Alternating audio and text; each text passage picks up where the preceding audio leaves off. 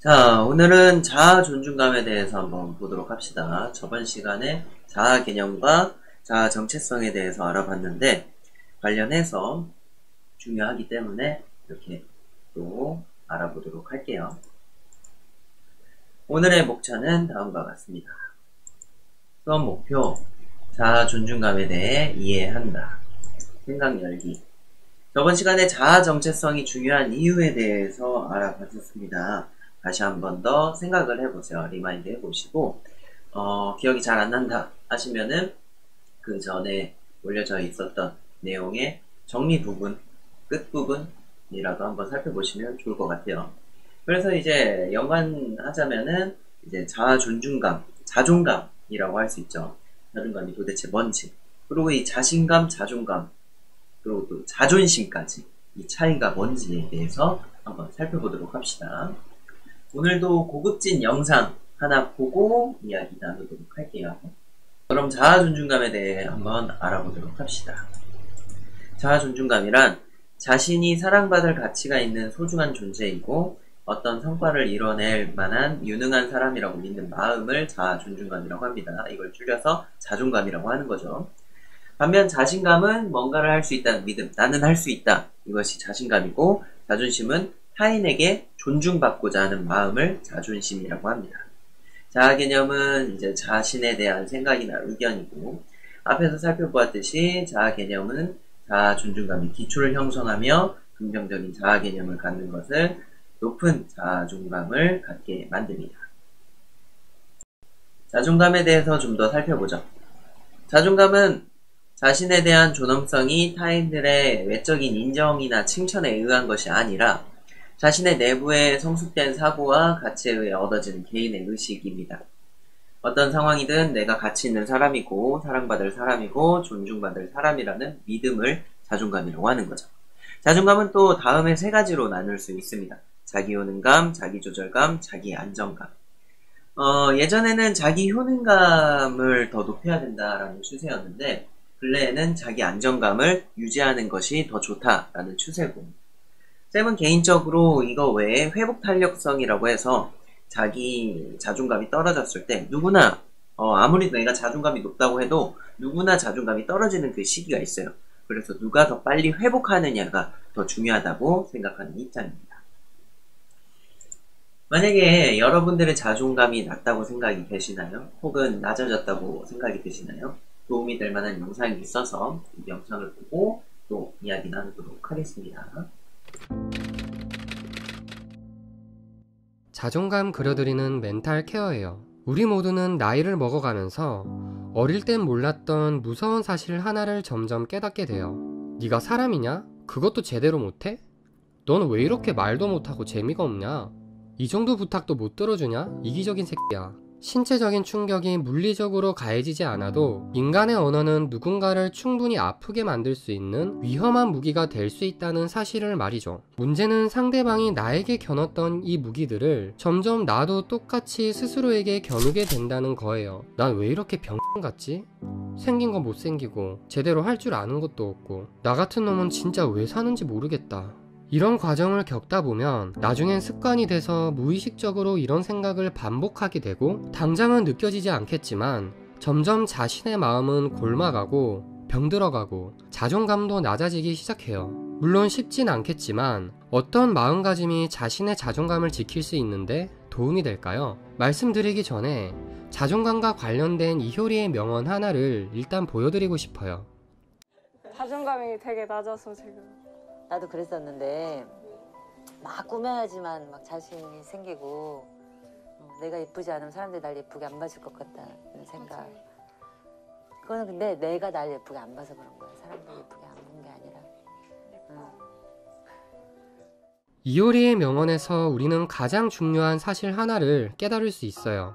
우리는 보통 주위 사람들이 나를 인정하고 좋게 봐주면 나의 자존감도 자연스레 채워질 수 있을 것이라 생각하기 때문에 자신의 자존감을 결정짓는 가장 중요한 기준을 다른 사람들의 시선과 기준으로 여기는 경우가 많지만 이효리의 명언에서는 우리가 자존감을 얻는 진정한 이유는 남들이 나를 좋게 봐주기 때문이 아니라 내가 나를 좋게 봐주기 때문이라는 사실이라고 말해주고 있어요. 내가 나를 좋게 보기 위해서, 아니, 적어도 나를 나쁘지 않게 보기 위해서 가장 먼저 해야 될 일은 스스로를 향했던 부정적인 말들이 얼마나 큰 파괴력을 지니고 있는지 경각심을 가지고 발전을 위한 명확한 비판은 필요할 수 있어도 불필요한 비난들은 줄여나가는 일이에요. 앞서 말씀드렸듯이 인간의 언어는 무기가 될 수 있고 그 무기는 스스로를 향할 때가 많아요. 스스로를 향한 부정적인 말들이 쉽게 멈춰지지 않는다면 과연 이 똑같은 말들을 다른 사람을 향해서 내뱉을 수 있을까?를 생각해보는 게 도움이 될 수 있어요. 예를 들어 평소 자신을 향하던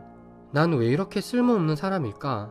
그냥 죽는 게 주위 사람들에게 더 도움될 것 같아 와 같은 말을 당신은 왜 이렇게 쓸모없는 사람이에요? 그냥 죽는 게 주위 사람들에게 더 도움이 될 것 같네요 라고 똑같이 상대방에게 건넬 수 있을까 생각해보는 거죠. 비로소 그때 조금 더 객관적인 시야로 바라볼 수 있게 되고 이 말이 얼마나 이성적이지 못하고 공격적인 말인지, 그리고 이 말을 들은 상대방은 얼마나 큰 상처를 받게 될지 깨닫게 될 거예요. 그러니 그 말들을 스스로에게도 해선 안 돼요. 당신도 똑같은 사람이고 인식하지 못해도 분명 마음속 깊이 상처가 점점 쌓여갈 테니까요. 물론 당신이 가끔 상대방의 비난에 휘둘리고 가끔 자신을 미워하는 감정이 드는 건 너무나도 당연한 일이고 자연스러운 현상이에요. 사람의 감정은 항상 일정하지 않으니까요. 다만 당신이 앞으로 이런 일을 자주 겪게 되거나 너무 힘들어하지는 않길 바라는 마음에 오늘의 주제를 다뤄보게 되었어요. 그럼 저는 또 나중에 찾아올게요.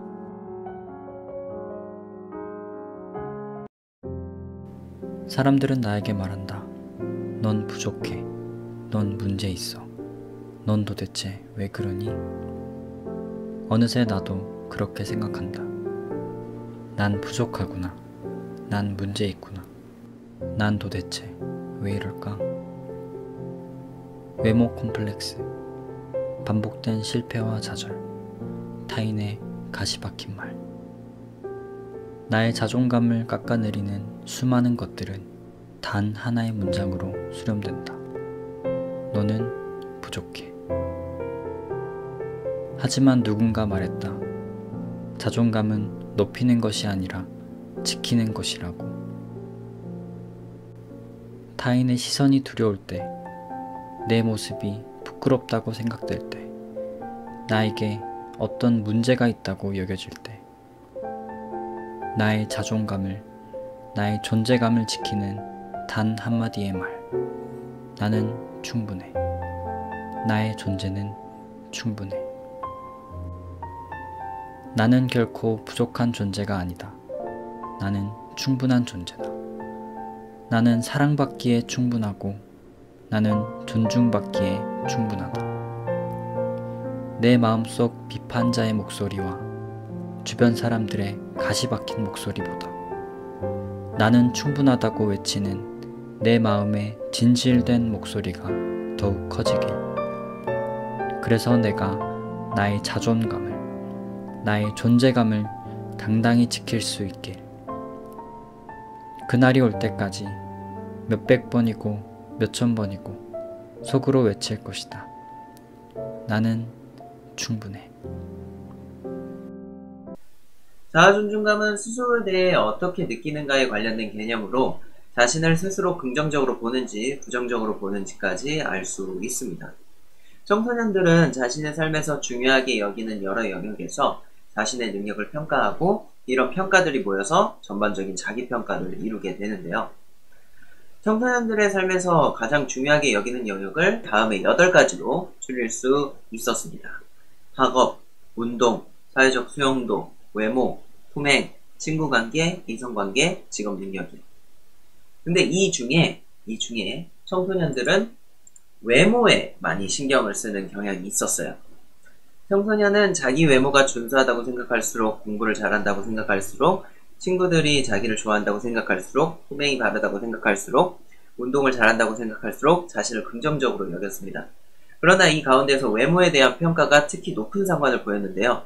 즉, 학업 능력, 사회적 수용도, 행동적 품행, 운동 능력 이런 것보다 외모가 그 외형적으로 보여지는 그런 것들이 청소년기에 자아 존중감에 더 중요했고, 이런 경향은 남자보다 여자들에게 더 컸다고 합니다.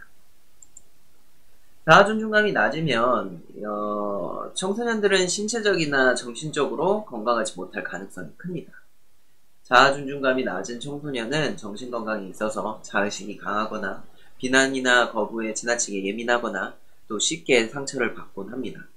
또한 불안 수준이 높고 쉽게 우울해하며 자살 충동 및 자살의 가능성도 커지게 되는 거죠.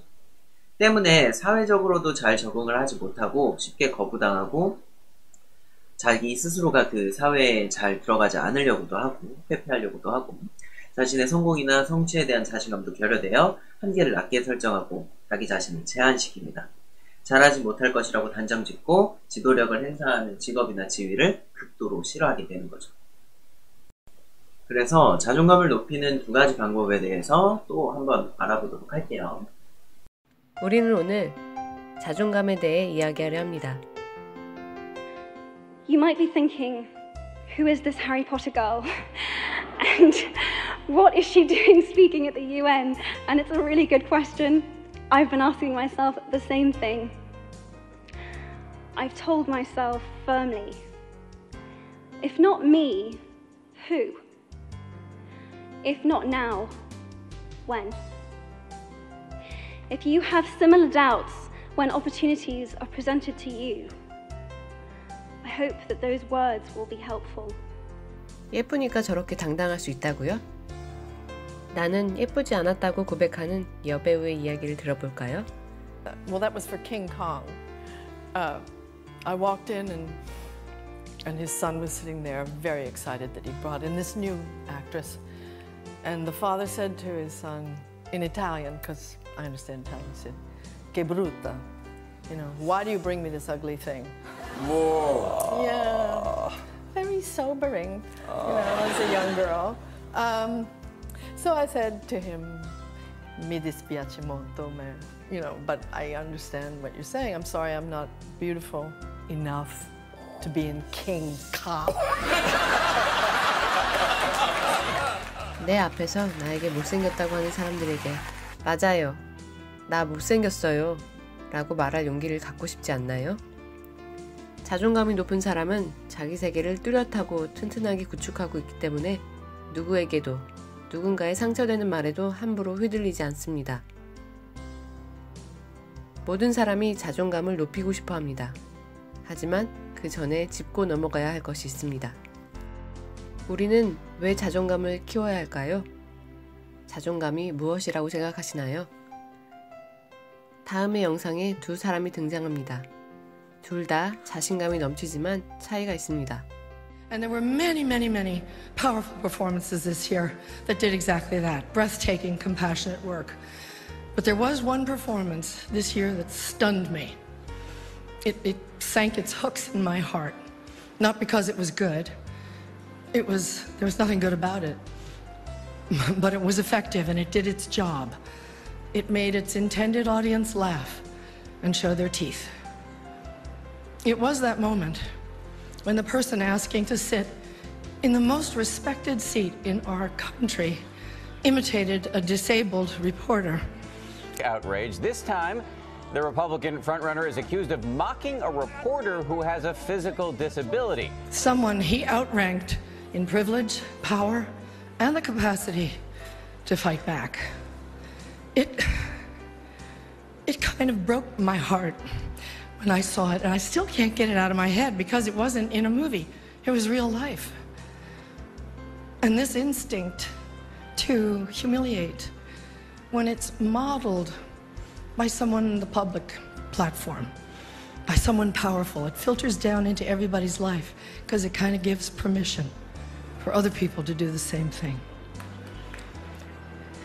Disrespect invites disrespect. Violence incites violence.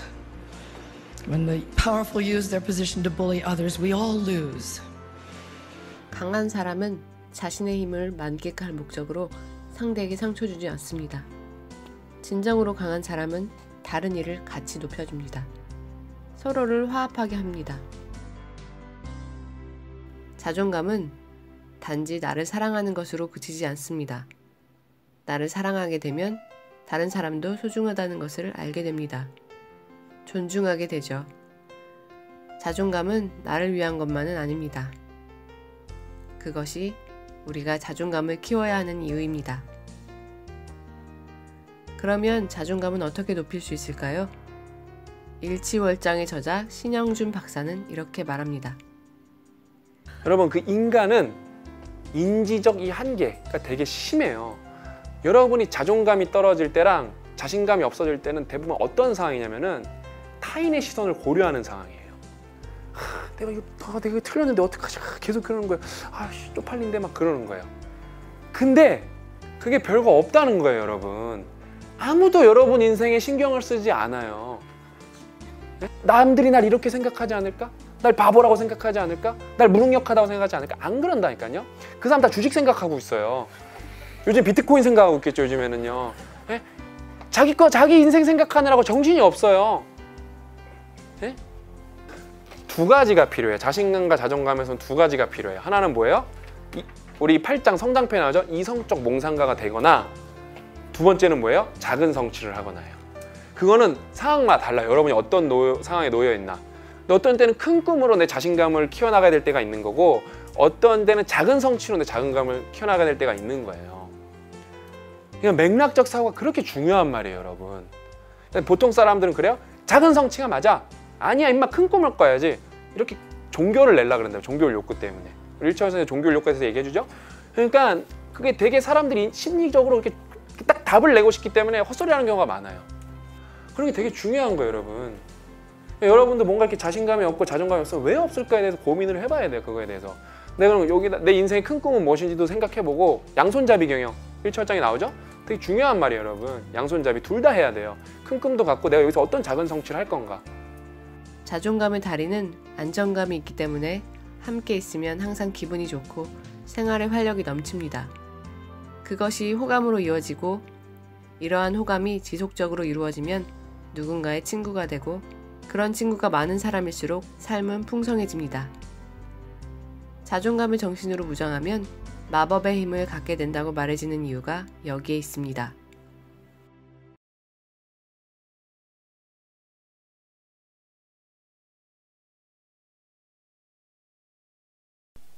자아존중감을 높이려면 자신을 긍정적으로 평가하고 높은 자아존중감을 갖도록 하는데, 주변 사람들의 태도도 중요하게 됩니다. 환경 설정도 굉장히 중요하다는 거예요.